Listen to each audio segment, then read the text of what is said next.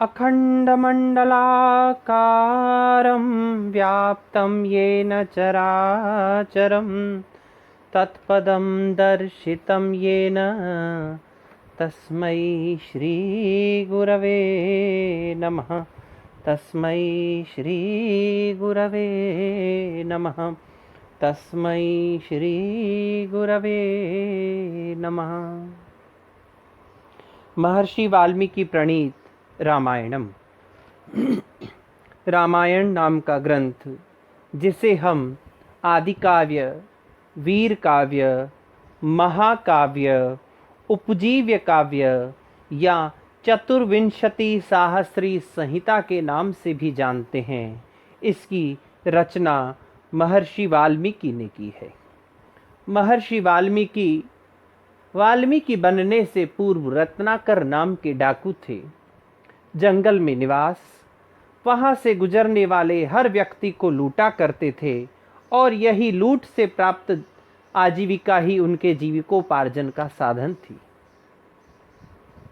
एक दिन देवता का, ईश्वर का अनुग्रह हुआ, क्योंकि कहा भी गया है दुर्लभम त्रयम एव एतत् देवानुग्रह हेतुकम मनुष्यत्वम मुमुक्षत्वम महापुरुष संश्रयः। महापुरुष का सानिध्य मिलना, महापुरुष का आश्रय मिलना, यह ईश्वर की कृपा के बिना संभव नहीं है।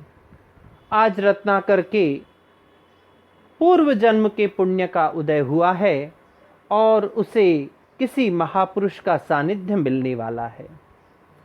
सौभाग्यवश मार्ग में आज देवर्षि नारद का प्रवेश हुआ और रत्नाकर पीछे पड़ा उनके, पकड़ करके और कहने लगा कि आपके पास जो कुछ भी है वो मुझे दे दीजिए। तब देवर्षि नारद कहने लगे कि मेरे पास तो कुछ भी नहीं है। रत्नाकर कहने लगा कि महाराज, आज तक जितने लोगों से मैंने संपत्ति लूटी है, खजाने प्राप्त किए हैं, लाखों रुपए प्राप्त किए हैं, हीरे जवाहरात प्राप्त किए हैं, उन्होंने भी पहले मुझे यही कहा है कि मेरे पास कुछ नहीं है। इसीलिए मैं आपको बता देता हूँ, चुपचाप से आपके पास जो भी कुछ है वो मुझे दे दीजिए। नारद जी कहने लगे, सत्य कह रहे हो रत्नाकर, मेरे पास है, बहुत कुछ है, पर जो वस्तु मेरे पास है, जो अलौकिक खजाना मेरे पास है, उसकी ज़रूरत तुम्हें नहीं है। क्योंकि हम फकीरों के पास, संतों के पास क्या मिलेगा? वीणा मिलेगी, माला मिलेगी, नाम मिलेगा या राम मिलेगा, और इन अलौकिक वस्तुओं की आवश्यकता तुम्हें नहीं है। लेकिन जिन लौकिक वस्तुओं की कामना तुम मुझसे कर रहे हो, वो मेरे पास देने के लिए नहीं है। रत्नाकर अपनी तलवार उठा करके और नारद जी पर आक्रमण करने के लिए जैसे ही उद्यत हुआ, नारद जी कहने लगे, रुको रुको, एक बात सुनो, तुम्हारा नाम क्या है? डाकू ने कहा, मेरा नाम रत्नाकर है। तब देवर्षि नारद ने कहा, रत्नाकर, एक बात बताओ कि यह जो तुम पाप कर्म कर रहे हो, यह किसके लिए कर रहे हो? उसने कहा, महाराज, मैं अपने परिवार के पालन पोषण के लिए कर रहा हूं। तो क्या जिस परिवार के पालन पोषण के लिए तुम यह पाप कर रहे हो, क्या वो परिवार वाले तुम्हारा इस पाप में साथ देंगे? क्यों नहीं देंगे महाराज? जिनके लिए मैं ये पाप कर्म कर रहा हूं, जिनका भरण पोषण मैं इस पाप कर्म के द्वारा कर रहा हूं, क्या वो मेरा साथ भी नहीं देंगे? नारद जी ने कहा, ठीक है रत्नाकर, एक बार तुम जाओ और अपने परिवार के संबंधी लोगों से पूछ करके आ जाओ कि क्या वो तुम्हारा इस पाप में साथ देंगे। वाह महाराज, बड़े जोरदार हो। मुझे मूर्ख बना करके घर भेज दोगे और खुद 9-2-11 हो जाओगे। बड़ी अच्छी तरकीब सोची आपने, बड़ी अच्छी युक्ति का प्रयोग किया, पर मैं आपके झांसे में आने वाला नहीं हूं। नारद जी ने कहा, ठीक है रत्नाकर, तुम्हारे पास जो यह रस्सी है, इस रस्सी से तुम मुझे बांध दो। तब रत्नाकर कहता है, ठीक है, ये उपाय भी सही है। रत्नाकर एक पेड़ के सहारे महर्षि देवर्षि नारद को बांध देता है और घर पहुंचता है। घर पहुंच करके सबसे पहले अपनी माँ के पास पहुंचा। माँ, मैं जो यह पाप कर्म कर रहा हूं, क्या तुम इसमें मेरा साथ दोगी? मैं क्यों दूंगी? तुम जब छोटे थे, बच्चे थे, तुम्हारा पालन पोषण मैं कर रही थी। अब मेरी वृद्धावस्था है, मेरा पालन पोषण तुम कर रहे हो। ये संसार की रीत है। जब माता पिताओं के बच्चे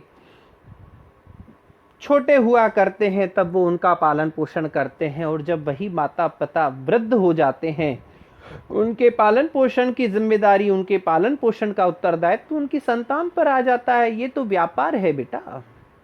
मैं तुम्हारा इस पाप में साथ देने वाली नहीं हूं। कोई बात नहीं, मां ने साथ नहीं दिया, पत्नी तो मेरा साथ देगी। रत्नाकर पहुंचा अपनी धर्म पत्नी के पास, कहने लगा कि मैं जो यह पाप कर्म कर रहा हूं, क्या तुम इसमें मेरा साथ दोगी? क्यों? मैं क्यों साथ देने लगी?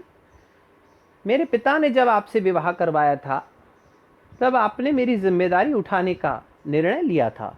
7 फेरों के 7 वचनों में आपने यह वचन दिया था कि मेरे जीवन का भरण पोषण का उत्तरदायित्व तो आपका होगा। अब यह आपकी जिम्मेदारी है कि आप मेरा पाप के कमाई से या पुण्य की कमाई से पालन करते हो। और दूसरा, शास्त्रों में भी कहा गया है, पत्नी धर्म पत्नी होती है, वह धर्म के कार्यों में तो साथ देती है, लेकिन कभी ये सुना है क्या कि अधर्म के कार्य में भी पत्नी को वामांगी करके बिठाया गया हो? रत्नाकर के पैरों तले जमीन खिसक गई। कोई बात नहीं, मेरी संतान मेरा साथ जरूर देगी। पहुंच गए अपनी संतान के पास, कहने लगे, क्या जो मैं यह पाप कर्म कर रहा हूं, तुम इसमें मेरा साथ दोगे? तो संतान ने कहा, पिताजी, यह पाप कर्म होता क्या है? हम न पाप जानते हैं न पुण्य जानते हैं। जब हम जानते ही नहीं है तो हम साथ कैसे देंगे? रत्नाकर को काटो तो खून नहीं। जिन संबंधियों के चक्कर में वह इतने पाप कर्म इकट्ठे किए जा रहा था, उसमें से एक भी उसका साथ देने को तैयार नहीं है। उल्टे पैर भागा रत्नाकर, देवर्षि नारद के चरणों में गिर पड़ा। महाराज, मैंने अपने जीवन में बहुत पाप कर लिए, अब मुझे मुक्ति चाहिए, अब मुझे पाप से मुक्ति चाहिए। रत्नाकर, अगर पाप से मुक्ति चाहते हो तो जाप करो। क्या महाराज? बोले, हाँ, राम का जाप करो।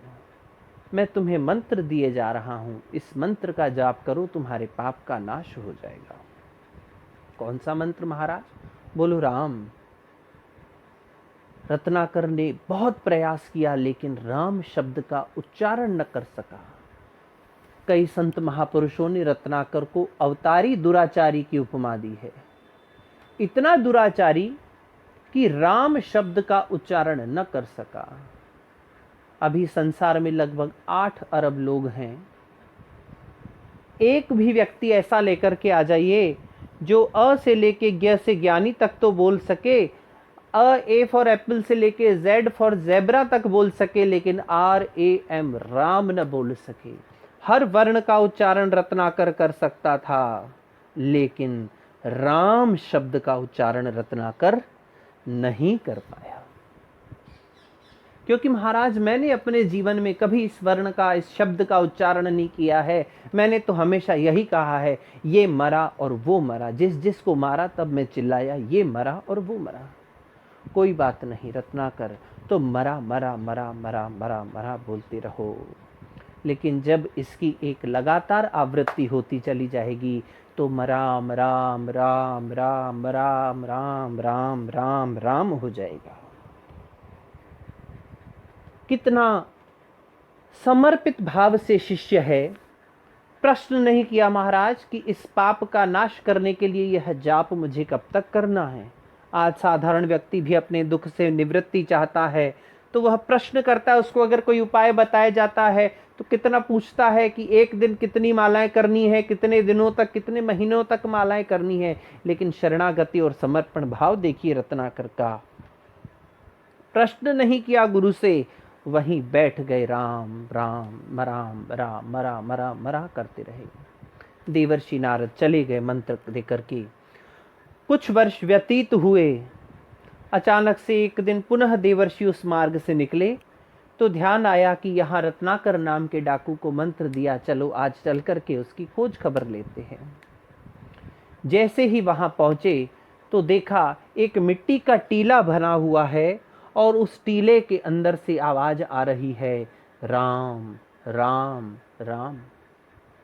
देवर्षि आश्चर्यचकित हुए। जैसे ही उस टीले की मिट्टी को हटाया तो देखा वहां रत्नाकर मंत्र का जाप कर रहा है। टीले के अंदर उस भुरभुरी मिट्टी में चींटियों ने अपना बिल बनाया था, जिसे वाल्मीकि कहा जाता है। उस चींटियों के बिल से बाहर निकालने के कारण से आज नाम पड़ गया है वाल्मीकि। जैसे ही वाल्मीकि को उठाया, वाल्मीकि इतने वर्षों पश्चात अपने गुरु को देख करके अत्यंत प्रसन्न हो जाते हैं और उनके चरणों में गिर पड़े। तब देवर्षि नारद नाम रखते हैं कि रत्नाकर, आज तुम्हारे पापों का नाश हो चुका है। इस वाल्मीकि से निकलने के कारण से तुम्हारा नाम रख दिया गया है। आज से तुम वाल्मीकि नाम से इस संसार में प्रसिद्ध हो जाओगे। उसके पश्चात वाल्मीकि जी ने किस प्रकार से रामायण की रचना की, वह ऐसी कौन सी घटना हुई जिस घटना के कारण से महर्षि वाल्मीकि ने रामायण की रचना की, आप सब लोग यह सुनने के लिए उत्सुक होंगे। लेकिन अपनी इस उत्सुकता को बनाए रखिएगा। कल के व्याख्यान में हम रामायण की रचना के संबंध में जो किंवदंती प्रस्तुत है उसके ऊपर चर्चा करेंगे।